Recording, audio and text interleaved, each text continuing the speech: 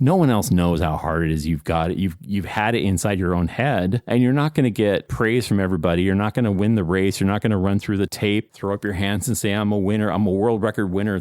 You just got home. And the fact you're there in one piece is good enough. And you need to learn what good enough means, because good enough is still a win. That was Richard, a program manager working with ADD, reflecting on how he's come to terms with accepting the small wins. In this episode of Silent Superheroes, we'll hear more from Richard about the push-pull between his expectations for himself and what he can accomplish in reality. We'll hear about the guilt and the shame that he experiences when he feels like he's letting himself or other people down. We'll hear about the challenges of getting the medication he needs and his journey to acceptance and becoming okay with being good enough. Remember, Richard and I are talking about our personal experiences of living with mental illness. If you're considering a change to your treatment plan, please consult with a trained medical professional. My name's James Pratt. I'm the host of Silent Superheroes, and I'm really glad that you're here.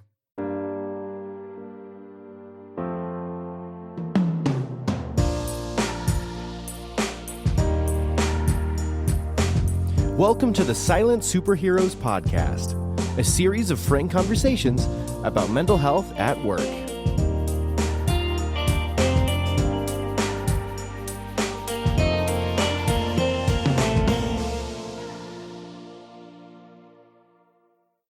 So Richard, welcome to Silent Superheroes. Thank you. It's great to be here. So maybe you could start by introducing yourself. Who are you, what do you do, and what are you here to talk about today? No problem. I am a 50-year-old male. I have had problems for probably my whole life, but not diagnosed until much later. I have a wonderful wife. We don't have kids. We've always had pets. More interestingly, in my current situation, I'm just getting over being a full-time caregiver to my mom who passed away last year. Yeah. I was a caregiver for 4 years. That's allowed me to also have introspection on impact of mental illness and what it means to me, how others are impacted. Probably most interestingly is now that I'm just about to enter the workforce, I'm hypersensitive to what is going on with my life. And I've had periods where my illness has exaggerated upon itself, especially just even in the last 24 hours. So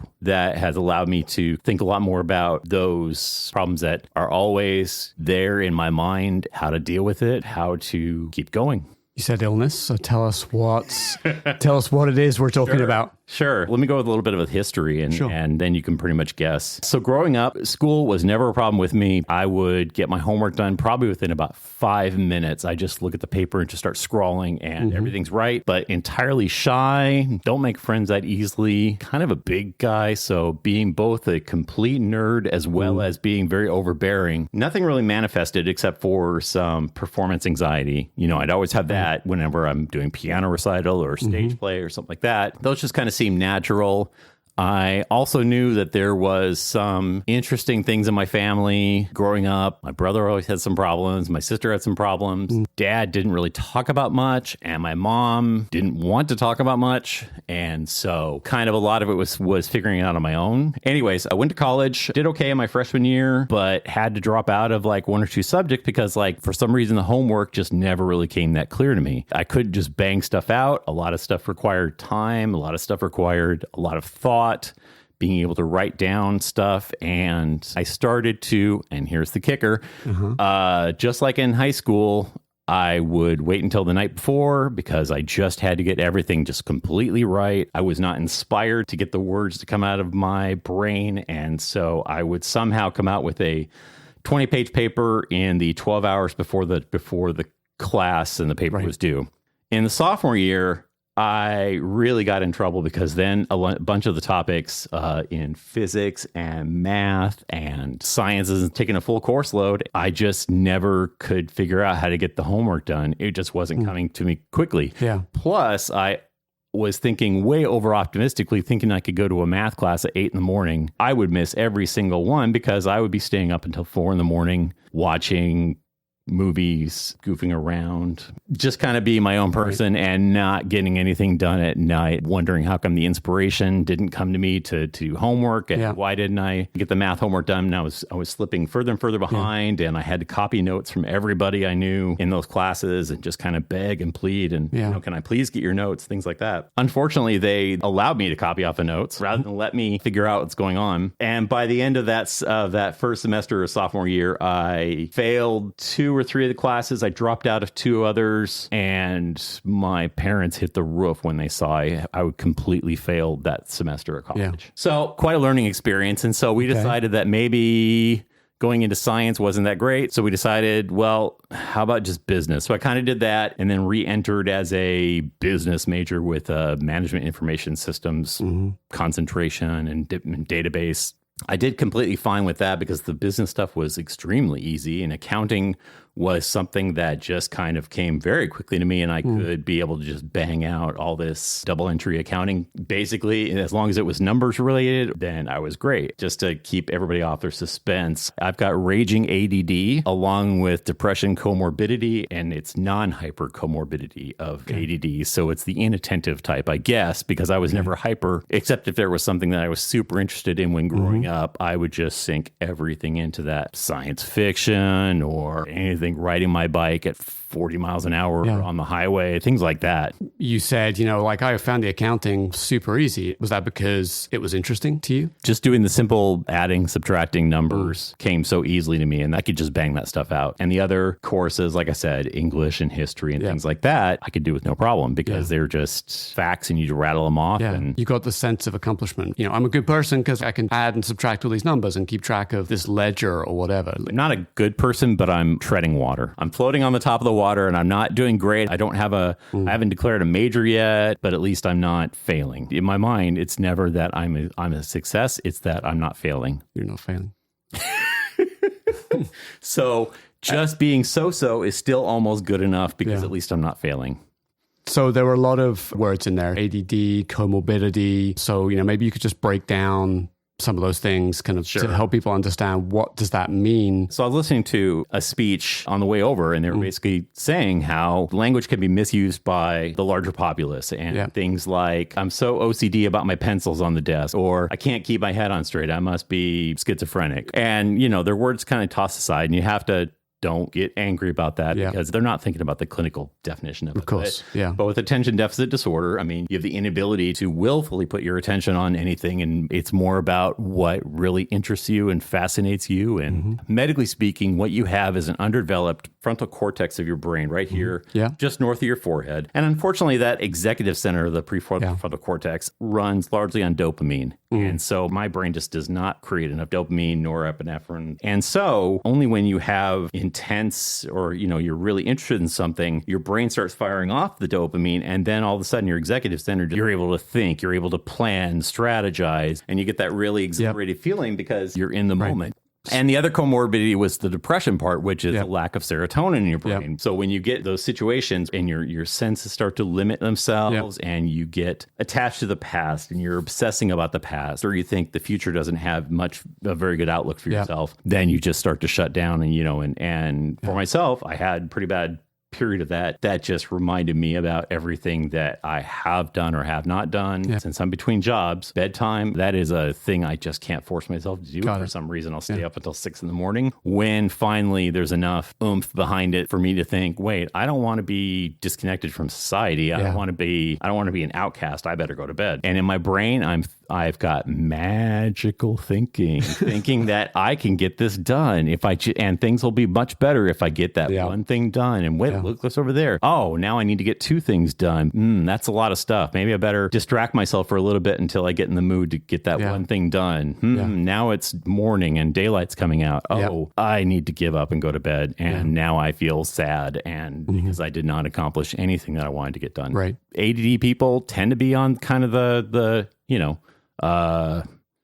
tend to be on the smarter side, and they'd be totally functioning. They'd be totally industry leaders and successful people and all that, except like we're our own barriers and we can't stay interested in things long enough, even just be able to get something done. And so, and also just, recollections of so many failures in the past, have broken us down to the point where if something goes well, it's a miracle. It really is. And so just getting through the work week, if you have maybe 3 things that you accomplish that you feel really good about, or just 3 things in a day, that's almost enough, because it's a feeling that you've grown up not having very often, of having success, of feeling successful, but you don't remember that feeling the next day. And then you set yourself up again for more compounding, more distraction, more procrastination, more I need to study this a little bit more before I actually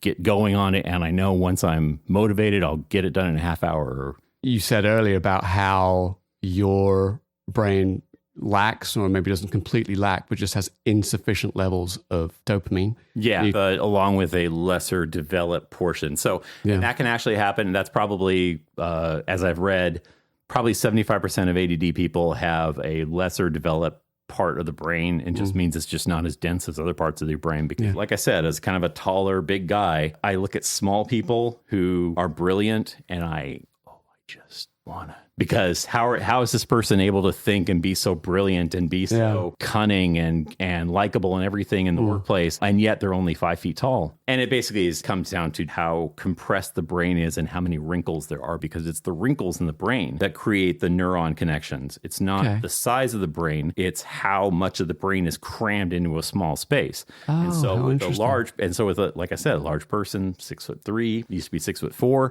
and just in growing in utero, my brain just did not have time to grow into the skull as much as it could. So other parts grew up more compacted, but it just never finished. And that other 25% ends up being people who maybe were born prematurely, people who have had frontal brain injury, just things like that, or head trauma. And they will often then start having ADD type symptoms because the executive center up north of the forehead, that area becomes damaged. And so it's not able to kick in and provide those executive functions like planning and fortitude and just driving on with regardless of your feeling about it. So your brain, or ADD, is perhaps your brain's way of compensating for that, getting the things that it needs by... It's addicted to the rush. So you become addicted to the whole adrenaline thing. Yeah. And my counselor did say, you're quite an adrenaline junkie, aren't you? And I'm going, I don't want to think like that, but maybe. That is why a number of people with ADD also are substance abusers. Yeah. Because it gives them the rush. There's so much commonality,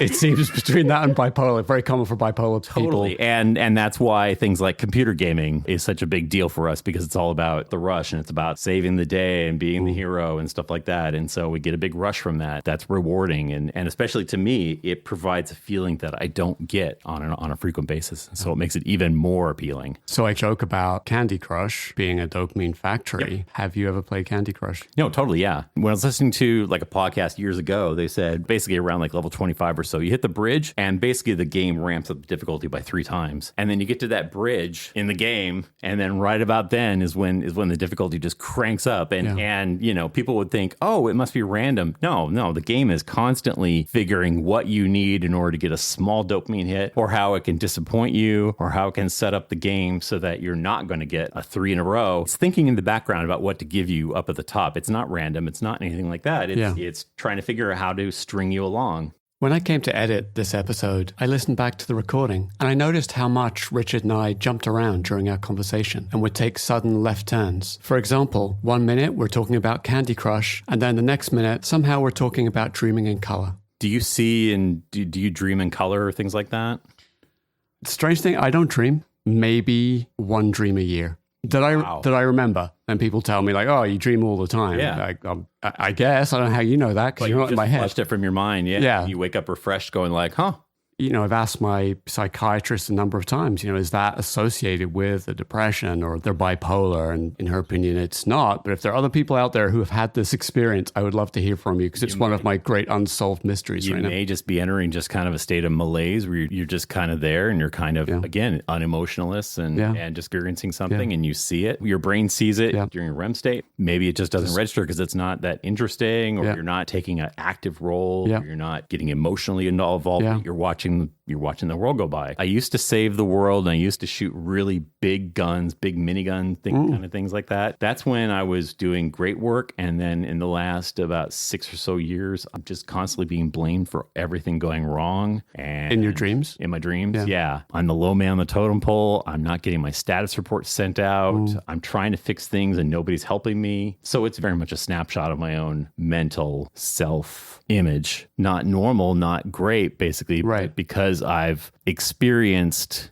unhappiness with my own productivity, it's now manifesting as other people doing it to me too. In my head. And this starts to get into a lot of the guilt and shame that you read in that post that you did about a week ago on the ADHD. And my comment was, what's he doing in my head? How does he know about the guilt and the shame? Right. Why is he, I want to skip ahead in the article, but it's just too frightening because now it's very real. And normally I would be skipping past in the article. Yeah. It was quite a long read. So it was very uncomfortable in many ways. Yeah. But what was it that resonated so strongly with you from that article? The guilt and the shame. Guilt and the shame. Just when he said that, and I've read about other people, and my mom encouraged me to go start seeing a counselor when I was seeing her, and I would have these periods where I'm frustrated and I want to get back to work. And she goes like, well, you're doing such a good job at caregiving, or caretaking me. Have you thought about going into being nurse's aide? I'm going like, no, I'm a program manager. Even though I may not be great at it, it still pays okay. Yeah. So I don't want to be a nurse's I don't want to go into healthcare like that aspect of it. I could see myself being a doctor because I can visualize in my head the 8 years of college and another 4 years of residency and all that kind of stuff, the 12 years and just, and the TV hospital show adrenaline of someone getting, carted in with some complex disease. And they seem so calm and self-aware, and I want to be that. That's what I want to be most of all, is I want to be somebody who's pretty happy with what they're doing and they're knowledgeable about it and everybody treats them with respect. And that seems like heaven.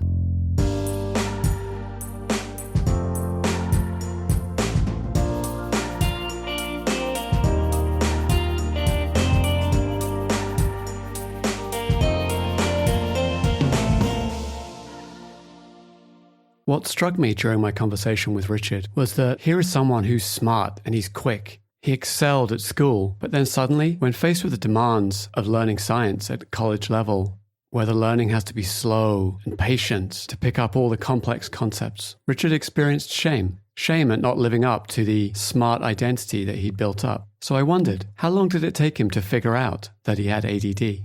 What was the moments that led you to go talk to somebody and get a diagnosis? How did you get there? That's a good point. So we kind of didn't go with that with my kind of working experience. So I had 20-something years of doing PM work roughly. I got to about 2011. The company I was working for was really heavily into the open workspaces and throw everybody into an area, no cubicle walls, no nothing, just groups of 4 people clustered together, and the productivity will skyrocket, I'm sure. They move the tables that way. I was a little nervous about it. And like the very first day I sat down, my panic level went off the charts and I'm just freaking out. I know other people who have had full blown panic attacks. I'm not that bad, but I cannot concentrate. I can't do anything. And so after a day or two, I positioned the monitors so they would block off the other 3 people that I would see sitting at my whole area, because I couldn't stand seeing them moving around and just watching their hands or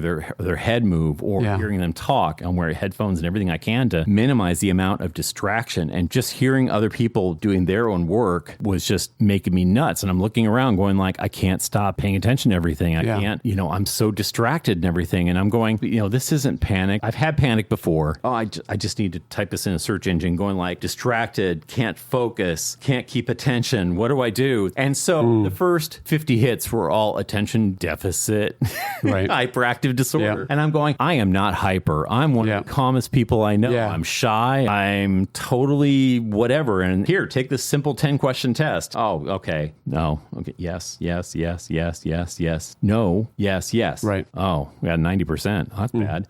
Okay, I'll try another one. This one looks a little different. Yes, yes, yes, yes. No. Yes, yes, yes. No. Yes, yes. Oh, okay. try another one. Going like, I'm not hyper. I can't be ADHD. That's not it. So I try to call up my HMO's psychiatry department. They're going like, well, you have to be referred here. So then I have to make an appointment with my primary care physician. And I bring up, I think I'm ADHD because all this is going on. He goes like, well, I've been personally a part of this other group since the 70s about all this kind of stuff. So you may not be ADHD. It's a term that's thrown around way too easily. You're going to have to go see an expert. And so I make an appointment, wait another like month and a half or 2 months to go see the expert. He talks with me a little bit and then sends me home with some paper forms. These long, like 4-page tests. And he says, okay, you get to fill one out, hand one to your wife, hand one to your mom, and see where we go. I brought it back to the expert psychologist, and he goes like, this looks pretty bad. I need you to take this computer test. Basically, they flash a letter on the screen. And so when they flash a letter on the screen, you're supposed to hit the space bar on the computer, except if it's the letter C. If it's the letter C, do not hit the space bar. So they would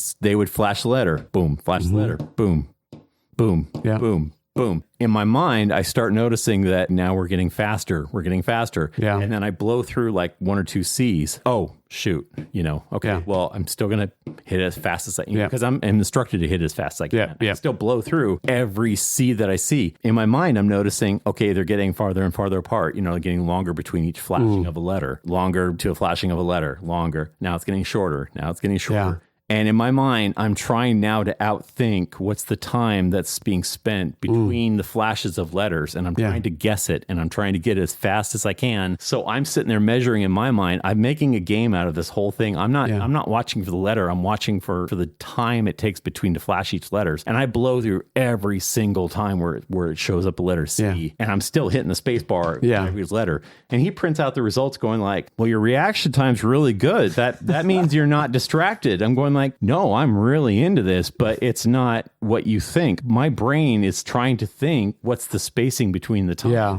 I don't care what that letter is. I just need to hit that space bar. I am so distracted by everything going on that I don't even care what's on the screen. I'm trying to stay motivated by doing everything else except for doing what you're asking me to do. Yeah. I am so far above your level of what you think ADD is. And this guy's like, oh, well, I guess you're ADD. And so he sends me off to the psychiatrist.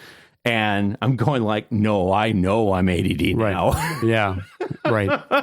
Because I've lived this just in this last 5 minutes. And so sends me off and we start really low at like 10 milligrams of Adderall. And after a month or 2 months, I come back. Maybe there's something. I don't feel it. And it was even a struggle back then because at that point, the FDA and the DEA were clamping way down on Adderall and stuff because the abuse was really spiking up at that point in early 2012. And I'm going, I need this drug. And so a pharmacist explained this to me at the beginning of the year. The FDA says, we're going to allocate so many doses of Adderall or Vivance or this other drugs. They have this restriction, especially for like class 2 drugs that are addictive and everything else that has a red band on it. Yeah. And, danger, don't take this drug. And so they set limits of like, this company can only produce 50 million tablets and this company can only produce 20 million or whatever. Oh, wow. Conditions like ADD become better known. There's going to be more diagnoses. And so there's going to be more demand for it in addition to all the people that may be abusing it. But there's also all these new cases that are now coming into the system. But there's still just this regulated amount of dosage that the companies are only allowed to produce. Yeah. At the beginning of the year, it's okay. But even then, I still had problems finding a low dosage of Adderall, finding like 10 milligrams. And I only found like one pharmacy in a 10-mile radius that was even stocking that low of an amount. When I come back to my psychiatrist going like, maybe I feel something. It's not there. I don't know what it is. What even was the effect I'm supposed to be feeling. And so she switches me over from Adderall over to Vivance. And so I'm going from a generic over to a name brand. And the cost goes way up. And I get on a savings plan with the company that makes Vivance, and this is common amongst people, and especially if you take a name brand psychiatric drug, the expense can just get really outrageous. I start taking it and just started a new job, and it kicks in, and I'm going, wait a minute, I'm really getting clarity of thought. I'm able to listen in and everything else like this, and they prescribed me 1 pill per day. I was doing great until like about 2:30, and then I'm going like, wait, no, everything's starting to seep in again. Wait, the feeling's going away. What's going on? It was decided that I need to take 2 pills per day of Vivance, only the FDA doesn't like people to take 2 pills. Basically, they regulate to like 70 milligrams per day. And so she's going like, well, I'm going to give you like 60 milligrams. You take it. And I take it. And I'm going like, I'm feeling great for 5 hours. And then it's gone. And she goes, well, I can't give you a second dose at 60. I can, we can do 40. I'll have to write an appeal letter to your insurance because, you're only allowed to have 70 milligrams per day. Yeah. If you need to take 2 40s per day, that's okay. But we need to have an exception for you with insurance and this sort of stuff. And you need to figure out what the timing is, because it turns out, kind of wasn't aware until recently, that the half-life and so forth of your drugs it's a very common occurrence amongst everybody, because I'm taking 2 doses of Vivance and I take them at 5.5 hours apart. Because at like anything more than about 6, it starts to wear off and I start to feel like, oh no, I'm getting distracted again. Oh, I need to retake my thing. But that only gives me about 11 to 12 hours of dosage. And in an average day, you're going to be up 16 hours. So if I take it when I first wake up, I should be doing that because I wanted to when I get to work, I want to be functioning, I want to be firing and stuff like this. But I may only have enough just to get me by until I drive home. And now in the evening, I don't have any of that Vivance available. This is kind of the problem that you'll have, especially if your metabolism is metabolizing the drugs frequently, or I drink a lot of water. It's a challenge after that 12 hours period to keep my life structured enough that I can be able to then get myself to get work done at night, or maintain awareness of what time I need to go to bed, or set limits for myself. Okay, I'm going to entertain myself with games for an hour and then I'll stop at that 1 hour. But by then the drugs are gone. And so now I'm solely dependent upon all my skills and all my coping methods and reminders. So I was going to say, and the second part of that is where people will say, oh, it's possible to get addicted to the drug. What's addicting is the feeling of control, of having a calm brain. I'm no longer the random person. I'm no longer people can count on me once again. And I feel affirmed and I feel good. So how are you doing right now? So we're recording this pretty late in the day.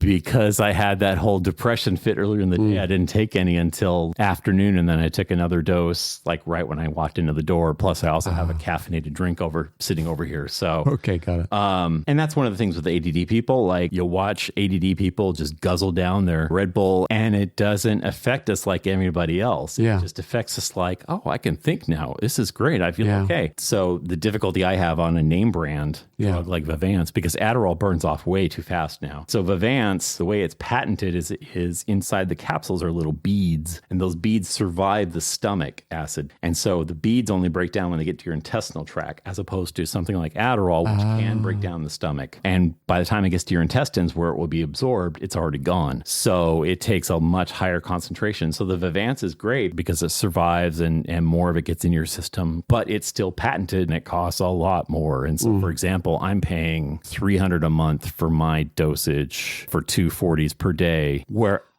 on other healthcare plans, I would have paid as little as $10 a month, where the plan covers just about anything that's name brand or something like that. So there's a drug that helps you be a more functional human being, helps you contribute to the workforce. But your access to that drug is limited, or at least complex. And even harder is that if I limit myself, if it's the weekend and I don't feel like I need to fire on all cylinders at all times during 12 hours on a weekend day, I'll get in trouble with my doctor, because they see on their system, they see when I ordered the refill, when I picked it up. And if it's more than a certain number of days, they're going to ask me questions, and they're going to think that maybe I don't need it, or that I'm selling off my supply and stuff like that. And I'm going, no, I need this. Wow. And the level of abuse with ADD drugs is still way off the chart. For example, at one clinic I went to, they see 3 patients a week that are faking the system. They're faking the symptoms. I just feel like I get more done if I could just focus. Other things that they've read, they think that's what ADD is all about, but it's not. It's about, like I said, a very common thing is, like I said, the shame and the guilt of constantly letting others down and yourself down. And you just don't ever feel like you're ever doing this enough. So you're fighting this constant battle against guilt and shame.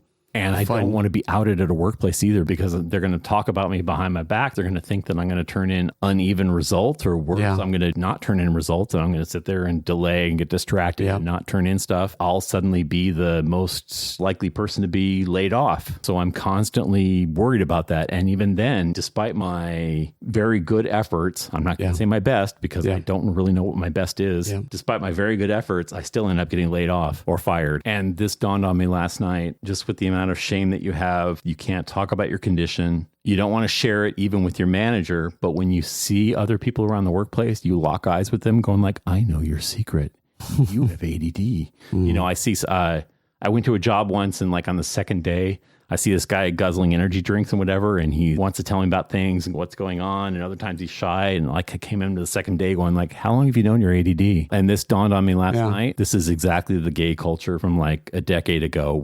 Thank goodness we're at the point we are now. 10 years ago, you didn't want to say anything to your employer. You didn't want to say anything to anybody. You didn't even want to tell your parents. You didn't want to tell. You don't want to tell anybody, because you're going to get labeled like that. And people are going to talk behind your back, and they're going to find a reason to get rid of this person that doesn't fit their norm. I'm going to say things are better now, and it got better, but we have so far to go about things. You don't really want to talk about it, because you're just going to get into a whole mess of topics, and you don't want to say how extreme one way or the other you feel, you know, that you have these symptoms. You can't help yourself. It's the way you're wired. And so you're going to hear probably throughout James's podcast, all these are medical conditions. They're not made up in our heads. This is the way our brains are wired. And like I mentioned a long time ago, 3/4 of the people with ADD have it from hereditary causes, you know, developed in utero. But there's a quarter of people out there who end up through age, and they just don't produce the dopamine in their brain like they used to. And this is why like a lot of people go from childhood and then into adulthood, when all of a sudden the responsibilities get jacked way up. All of a sudden now it just exposed the person, but they were highly functioning in grade school and high school and all that, because I'd go through all my homework lickety split. You know, that's why we're all silent superheroes, is because we can't talk about it. We can find solace with each other, because we all know what we're going through. We all see it with each other going like, oh my gosh, you've got that. And then even if you come out to that person going like, I've got ADD, oh yeah, well, I've got bipolar, and we're going, oh my gosh, I don't know if I've got it as bad as you, and I don't even want to speak to what problems you're having, and go, I feel sorry for you, but I don't know what to say, because I can't fix your problems. I'm sorry, I guess we both just have to be quiet together, and we just make an agreement never to bring it up again. Unless we hang out at an ADD bar. And we have just created a new business. They're called gaming pubs.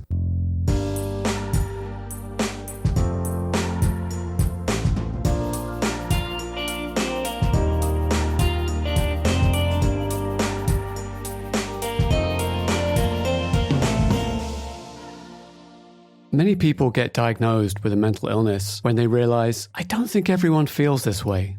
Richard was nearly 50 when an office rearrangement caused him to panic, and he followed his curiosity to get diagnosed. What struck me most during this part of our conversation were the limitations he had on access to the drugs that he needed. I mean, you don't sew half a wound, you don't set one half of a broken arm. But here Richard is, having to pick and choose when he takes his medications, the medications that help him function. But that's not Richard's fault. It's the circumstances of the medical system in which he lives. It's the fact that some people choose to abuse the drugs that help him. Now, before we start talking about Richard's work as a program manager, it's worth mentioning that we'd worked together. And I was surprised by Richard's reflection of what it was like for him as somebody with ADD working for me, somebody with bipolar type 2. So let's go back in time. We've just barely got out of college. We've done that. Well, exactly. So I want plot the course from... I'll go faster now. So basically, getting out of college, there wasn't much of a context of program management. It was very traditional, follow the Gantt chart, make the timelines.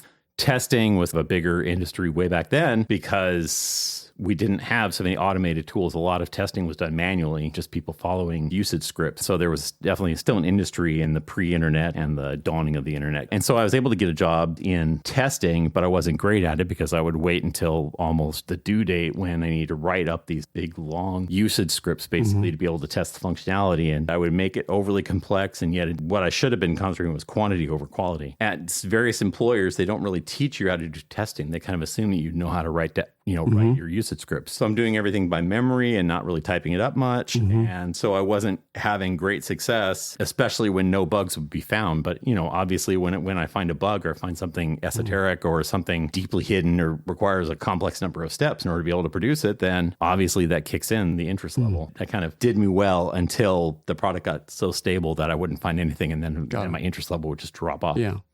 So again, looking for the stimulation. And not finding it. Eventually not finding it. Yeah. And so then I start branching out and I start trying to figure out how to make the job more complex or take on more responsibility to make myself more engaged. And I knew kind of what program management was because I see other people doing it and I'm going, that's what I want to do. I want to be the person who drives the bus. I want to be the person who directs where the thing's going to go because I know how I would want to see this change. It was just within 4 or 5 years after college of doing various testing jobs, getting fired, getting rehired, getting fired, getting rehired. And finally at another job, they were asking, well, what would it take for you to be happy and what would it take for you to stick around? I'm going, there's an open job right there of PM that person left. I want to be that person. I know I do a great job. And they took me on into that role. And I think I did a better job than other people did. And I was able to run things and I could be in charge of communications. That kind of stimulated all the right areas and just became a realization, this is what I really want to do. And so with PM, then that lasted for another 10 years until I got hired on at Microsoft. But even then I wasn't doing very well. And I'd even been fired by Microsoft already prior to that time. And basically it was amazing if I'd even stayed employed 1 year. What would happen is that I would get so adept and in tune with everything going on. And then I dig myself deeper and deeper in responsibility when it was starting to take on too much. And you needed a consistent voice as opposed to somebody who's just living on the adrenaline of look at all this responsibility I have. Then I start missing the deadlines one after another. And now I'm not producing all the specs I'm supposed to be, even though I'm responsible for like half the product. Yeah. And so I end up getting fired again. So I would like to offer you this kind of this reflection. So you and I worked together a number of years ago. I was gonna put that off because I was waiting for a twist. I didn't want to bring that up yet. So with both you and me being undiagnosed at that point, how did my manager with bipolar deal with his employee with raging ADD and depression? Thank you. That is a brilliant question. You didn't think about that? For one, I didn't know when you were diagnosed. So 2011. 2011. Okay, got it. So my diagnosis was 2014, at least the bipolar diagnosis. And you hit it well too. You didn't hit any of those marks. Good. And so not good. Because you were living a lie. I was living. From my standpoint, if you had an illness that I never really got, you were probably, I would say, one of the most even-tempered, not enthusiastic. You were a very even tone manager. And I did not see times of mania or craziness or super excitedness. You hit to that point that businesses probably appreciate somebody with bipolar type 2. They are probably a very consistent person. They're somebody that just gets the work done. They're not wildly excitable. They don't make anybody uncomfortable. I think there's two things going on there. One, I learned in childhood not to show emotion. My mom, who's since passed away, she was the dominant emotional presence in my life. Her emotions were much more important than mine. So as I'm listening to you, I'm thinking, well, one, I learned to hide my own emotions. And then as we had that conversation, I start to realize that having been in a situation with somebody who is emotionally volatile and unpredictable, one of the ways you might respond to that is I don't want to create that experience for other people. Codependency. Yes. We can talk about that too if you want. If we get back to our working place, when I'm creating this big, massive dashboard using all sorts of the data points that nobody had done before and pulling together information from 5 different departments at Microsoft, and I can speak more intelligently than most other people in the industry, this made me feel important. And then basically the whole methodology never changed. The next year, now it's getting more boring. Yeah. But at least it's a paycheck. Yeah, and that gets back to a point on like the ADD. People have beliefs about what a person with ADD is. Other people will say that person lacks focus or they just need to assert themselves or they're lazy Yeah. And so there was always this power of belief that I was incapable of doing good work when I say, oh, I'm going to get that done. And then I'm going to get this done a half hour later. And then I'm going to drive across town in 15 minutes. And then I'm going to get this done. That's another thing about ADD is that we're terrible at time. So for example, if I need to drive somewhere from my house to somewhere else and it is 15 miles away or something like that, and I say, oh, that'll take me 20 minutes because at freeway speeds, it's 60 miles an hour and therefore...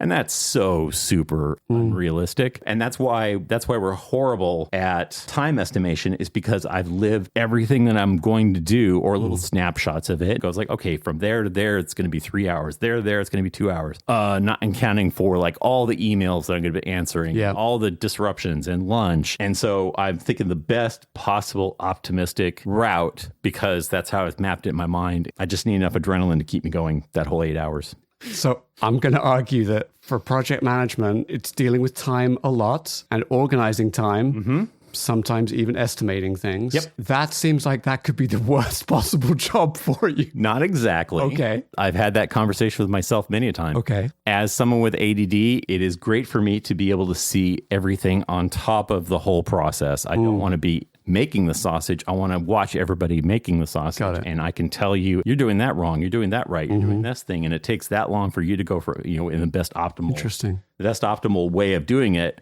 I appreciate all that because it removes me from being a cog in the machine that could break some point or people would be dependent upon me to get something done. If I get all those planning documents done and they all look pristine and fresh and extremely detailed and they all account for everybody doing whatever, it's basically keeping myself honest. When I'm on the meds and when I'm feeling great and when I'm feeling confident about the job I'm doing, I love the structure because I don't have room for messing up. What happens when people deviate? Then that is where the fear kicks in. That is the other aspect of why I'm an unconventional PM. It's that I ruminate and I think about every possible thing that's going to derail it because I need to plan for it. I'm thinking about all the various times that everybody's not going to be able to do as much work as I think they're going to do, or that there will be gaps or delays or other dependencies upon other groups that aren't going to play out. And so I need to factor all those in my head. And so now I'm engaged again because I'm trying to outthink all the other mistakes and delays that every other group will have except for the group that I'm managing. So in that case, you mentioned I've gamified the system once again that I am now interested in it again because I'm now planning for everybody's failures and I need to plan around it. One of your management strategies is to create games, create competition to help motivate you to do things. And I want to optimize the system. I want it to run efficiently so it doesn't come up with surprises. Even though I myself will come up with surprises by coming in late, or I didn't want to turn in something that was half completed or just barely within the realm of what I know I'm capable of. If it's just an okay job. It's less about making a game out of something or competing at something in order to maintain your interest. It's the other way around. If you're interested in something, you will tend to make a game out of it or be competitive because you're interested in it. Yeah, I think I'm trying to reaffirm the pathways. I'm trying to grease the wheels. I'm trying to make it even more interesting because I'm already getting a dopamine hit, and so I want more dopamine. You want more dopamine, right? Yeah, So I want more dopamine, so I need to make it more complex. I need to make it bigger, better, bigger, and so encompassing more, and so I'll get more praise for the end product and so forth. And so if I keep making it bigger, it's job security too. But I didn't tell anyone I'm doing this by the skin of my teeth. I'm barely doing it, and I'm doing it the night before. I always had the sense you doing it by the skin of your teeth, but I'm also somebody who does things by the skin of my teeth, so it didn't bother me that much. So this is the best thing. The one comment that I can remember about anything is that I'm sitting there describing to you how the data was feeding into each other and things were changing. And you kept going, slow down. Slow down. Can you please, I need to understand this. Can you please slow down? Look, Richard, not everyone looks in the matrix and sees the blonde in the red dress. I need to understand this. And I'm going like, it's right there. And that is the one comment that's lasted with me this long. That's fascinating. Isn't it so interesting? I have no recollection of saying that. That doesn't even sound like something in my head I would say. So I was going to ask, like, is that the kind of essentially poor impulse control, right? Where it's like, you can't think through whether like all the steps to get this thing done or all the work it might involve or the people that you might have to work with because your brain is kind of racing to, and then I'll get this thing done and it'll be wonderful. And like, then I get my dopamine hit. And I'm assuming I'm always going to have this adrenaline. I'm going to have this great, fantastic rush of productivity. Nothing's going to get in the way. Everything's going to be optimal. Not going to be any problem whatsoever because everything's going to work out because I've planned it to be. Then we'd be fantastic because we know how to get it done. It's just that we can't get it done to our own satisfaction and been beaten down so much that even accomplishing something feels strange and unfamiliar.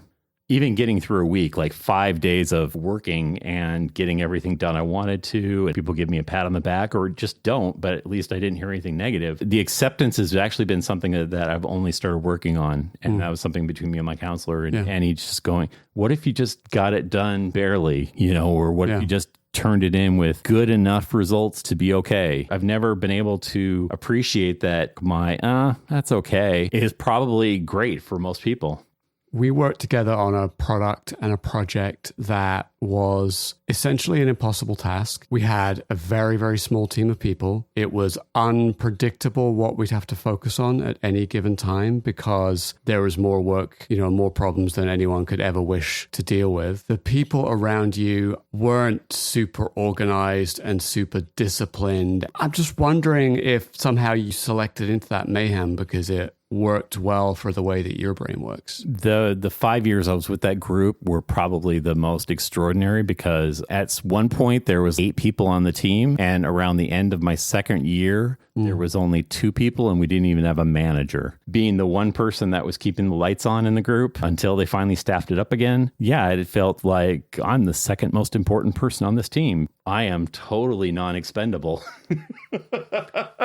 But that made me feel good that I was keeping everything running. And so I've heard this push-pull between awareness of who you are, how your brain works, but then also this kind of like, I wish that I could be that way. Yeah, it plays into the whole shame and fear and guilt aspect that I'm barely holding it together. I'm not going to cry or anything, but I don't want you to see how much is going on and how much uncertainty I have. I know I can spit out the results, but I sure hope that I can come up with enough drive and motivation to get this done, or I'm going to get distracted. Even today, just in the few hours before I was going to head over and record this podcast, I kept watching the clock going like, I don't want to mess this up. I don't want to be late. I don't want to be late for a podcast about ADD. I don't want to do this. I don't want to constantly just worry that I'm going to miss this thing. And so, no, I am not going to make it, with everything on my side and all the traffic's going to suddenly part from my car and everything's all optimal and all the green lights. Now I'm not going to make it on time.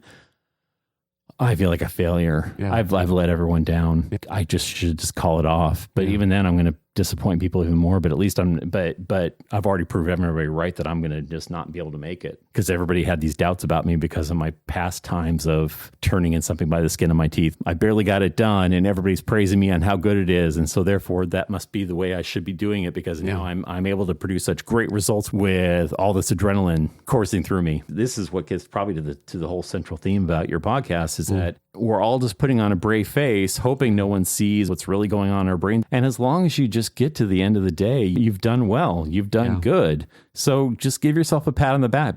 What is your superhero costume? I always see myself as the right-hand man, as the unseen partner, as the guy who produced all the information and everything. The leader took the credit, but the leader knows that I'm the one who kind of produced all that. And that fed in well to our working relationship. Yeah. I would say as long as that person appreciated you as, as the foundation for their success. So you want people to see you as Richard supports us, Richard helps us be successful. That's the costume and that you wear. And that's I'm always trying to be helpful too. Yeah. And that's the other thing too, is I love the feedback when people say that I've really helped or really made a difference. Because you can be told that your work is great, but you're not often told that you made a difference to somebody or they have a heartfelt appreciation for your effort.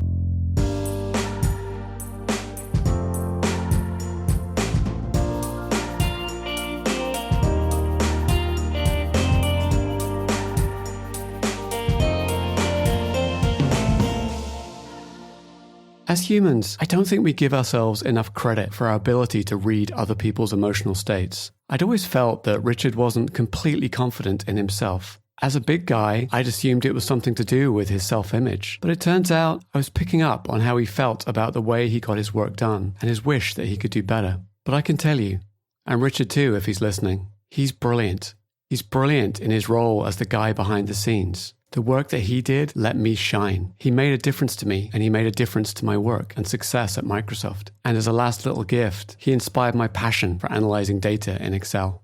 What is it that you would want people to know about living with ADD? There's a number of takeaways, and it all came over a long period. Unfortunately, probably everybody will have to learn this on their own as well. And the more you hear it, the more it'll validate what you've heard and what you're experiencing. And that is that you're inherently valuable for what you do. You do great work. What you're doing is not going to be audibly appreciated by your superiors, your managers, or your coworkers, or even just in daily life. But there's an appreciation that everybody will have for it. Maybe you had to depend upon all the various organizational skills, and you had to rely a little bit on your informal coach, whether that's your wife or a friend who also has ADD, or just somebody that you check in with from time to time to report on your progress. Maybe it's your counselor or something. Trust all the aids that you've built up already. Like, if you keep your keys on the washing machine, at least you're keeping them in a consistent spot. And if you have reminders kicking off every 5 minutes on your phone, and as long as you don't dismiss that reminder, and as long as you maybe snooze that reminder for an hour, but as long as the reminder keeps coming up to remind you to get that thing done, and as long as you're not saying clear, you're going to be okay. And as long as you got to your appointment, you're doing okay. Try to overcome the shame of failing all the time. Try to think that you're doing okay just by managing, just by getting this far. You can do better. Obviously you can. Everybody can do better. Maybe you can notice, well, if I'm keeping my keys on the washer, maybe I'll put a hook on the wall and put the keys on the hook. There you go. Good job. Gold star for you. And you figured out how to make it even better. And you can adapt your system to something that maybe is a little more acceptable to your partner or whatever, or, It's not just on the washer, because obviously when you do wash, you're going to move your keys. So, so try to adapt and try to figure out something that works and it keeps you organized. Yeah. I'm learning through doing this podcast that people who live with mental illness are learning machines, constantly having to learn and find ways to live with, manage a condition, overcome. Life is twice as hard. That's why. Yeah. And you have to outthink it. And so it's always something you're going to have to learn. You're going to have to adapt to the new environment. If you've gotten this far, you're doing okay. You need to look at it going like, okay, it's still good enough. It can get better. It's still good enough. And these systems and these crutches that I've got, and I can make it better because I'm smart and I can do this, but it's still good and we can work from there. And so it's always kind of just a building block of taking the small success and understanding to everybody else, this looks like I'm just barely crawling in productivity and I'm just barely doing it. And you need to look at it that way. And you need to say, I learned from this. I got a bunch of stuff out of it. I survived, but I still made it. I'm still doing good enough. Yeah. And so you just need to be more accepting of yourself, I think. Yeah. So, Richard, we covered a lot of grounds here today. So just want to thank you. I hope so. I can barely remember it all. I want to thank you for your time, and I get the feeling that we will be continuing this conversation in the future. Love to. Yeah. Cool. Thank you. No problem. That's Richard's story, a program manager working with ADD, about to re-enter the workforce after a period being a full-time carer to his mum. Somebody who is carefully rationing his medication, finding ways to get his hits of dopamine through his work, and most importantly, learning that it's okay. It's okay to be good enough. If you like what you've heard in this episode, please leave us a rating and a review on iTunes or wherever it is that you get your podcasts. If you want to know when new episodes are released, you can follow us on Facebook at facebook.com/silentsuperheroes or sign up for the newsletter at silentsuperheroes.com.